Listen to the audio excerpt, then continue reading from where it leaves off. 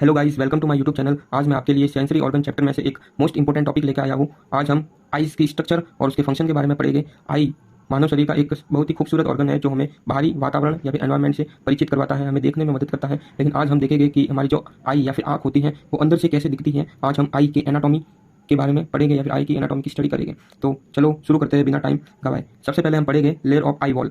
हमारी जो eye wall होती है उसकी कितनी लेयर होती है। तो आई वॉल या फिर आई जो होती है वो टोटल 3 लेयर से मिलकर बनी होती है। फर्स्ट वन जो लेयर है वो आउटर मोस्ट लेयर है। Outer most layer fibrous layer होती है, ये फाइब्रस टिश्यू से मिलकर बनी होती है। और ये जो लेयर होती है इसमें बेसिकली 2 पार्ट होते हैं। फर्स्ट वन है स्क्लेरा और सेकंड वन स्क्लेराई जो होता है वो प्यूपिल के सामने जाकर ट्रांसप्लेंट स्ट्रक्चर में कन्वर्ट हो जाता है जो कि कॉर्निया का फॉर्मेशन करता है। सेकंड वन है middle vascular layer. Middle vascular layer ये 3 पार्ट से मिलकर बनी होती है। नंबर 1 है कोरॉइड, फिर सिलियरी बॉडी और आइरिस। मिडल वेस्कुलर लेयर्स में सबसे ज़्यादा वेसल्स पाई जाती हैं या फिर सबसे ज़्यादा ब्लड सप्लाई होती है और यह लेयर आई को न्यूट्रिशन प्रोवाइड करने में बहुत ही ज़्यादा हेल्पफुल रहती है। थर्ड वन लेयर है इनर लेयर जो कि मोस्ट सेंसिटिव लेयर है। इस लेयर में रॉड्स एंड कॉन्स सेल्स पाई जाती है जो कि फोटो सिंथेटिक का वर्क करती हैं और इसी के कारण ये जो लेयर होती है बहुत ही ज़्यादा सेंसिटिव होती है और इसी लेयर को हम रेटिना कहते हैं। और रेटिना पर ही हम जो देखते हैं उस की जो इमेज बनती है, जो कुछ भी देखते हैं उसकी इमेज रेटिना पर बनती है। गाइस अभी हम नेक्स्ट आगे बढ़ते हैं आई की स्ट्रक्चर।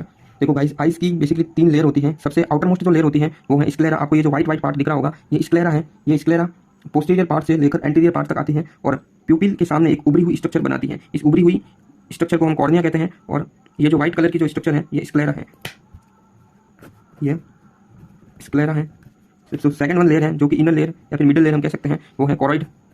ये है कोरॉइड लेयर। इसमें सबसे ज़्यादा ब्लड सप्लाई पाई जाती है और ये हमारी आई को नरिशमेंट प्रोवाइड करती है या फिर न्यूट्रिशन प्रोवाइड करवाने का काम करती है।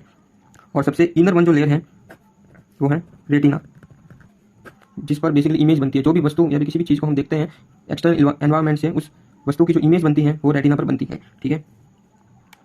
इसके अलावा कोरॉइड में ये सिलियरी बॉडी होती है और इसी सिलियरी बॉडी से सस्पेंसरी लिगामेंट निकलते हैं जो कि इस लेंस को होल्ड करने का काम करवाते हैं, लेंस को होल्ड करवाने का काम करवाते हैं। और इसके जस्ट आगे कोरॉइड से ही एक स्ट्रक्चर निकलती है जिसको हम आइरिस कहते हैं। आइरिस के जस्ट बीच में एक उभरी हुई या ब्लैकिश स्ट्रक्चर पाई जाती है। इस ब्लैकिश स्ट्रक्चर को हम प्यूपिल कहते हैं। यह प्यूपिल बेसिकली जो लाइट रेज होती है उसको आई के अंदर इंटर करवाने का काम करवाता है, प्लस ये जो लाइट का अमाउंट होता है उसको भी कंट्रोल करता है।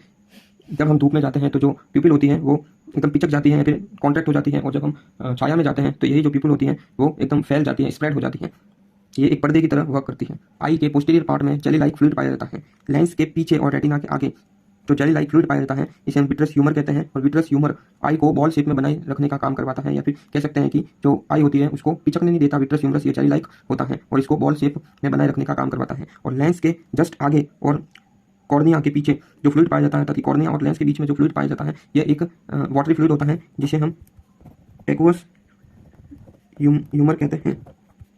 और ये जो फ्लूइड होता है ये वाटरी फ्लूइड होता है जिसके अंदर थोड़े बहुत विटामिन और मिनरल्स भी पाए जाते हैं जो कि आँख को न्यूट्रिशन प्रोवाइड करवाने का काम करते हैं। और ये जो उभरी हुई स्ट्रक्चर है यह कॉर्निया है। जब भी हम बाहरी एनवायरनमेंट में उपस्थित किसी भी वस्तु को देखते हैं तो उस वस्तु से लाइट टकराकर या फिर रिफ्लेक्ट होकर हमारी आई की ओर आती है और प्यूपिल के थ्रू हमारी आई के अंदर इंसर्ट करती है। और आई के अंदर इंसर्ट होने के बाद में हमारा जो लेंस होता है उस लाइट को फोकस करके हमारे रेटिना पर एक इमेज बनाता है और इस इमेज बनने के जो सिग्नल्स होते हैं वो तुरंत ही इलेक्ट्रिकल इंपल्स में कन्वर्ट हो जाते हैं और ये इलेक्ट्रिकल इंपल्स जो होते हैं वो ऑप्टिक नर्व के थ्रू हमारे ब्रेन में पहुंचा दिए जाते हैं। जो होता है रेटिना पर बनी इमेज को सीधी करके देखता है और पता करता है कि ये जो इमेज बनी है वो किसकी बनी है और उसके बाद में पता चलता है कि हम क्या देख रहे हैं और क्या नहीं देख रहे हैं। इस तरीके से आज हमारा जो सेंसरी ऑर्गन चैप्टर का जो आई टॉपिक है वो खत्म हुआ। अगर आपको इस वीडियो में कुछ नया सीखने को मिला है या फिर आपको ये वीडियो अच्छा लगा है तो हमारे चैनल को सब्सक्राइब कीजिए, लाइक कीजिए और शेयर कीजिए।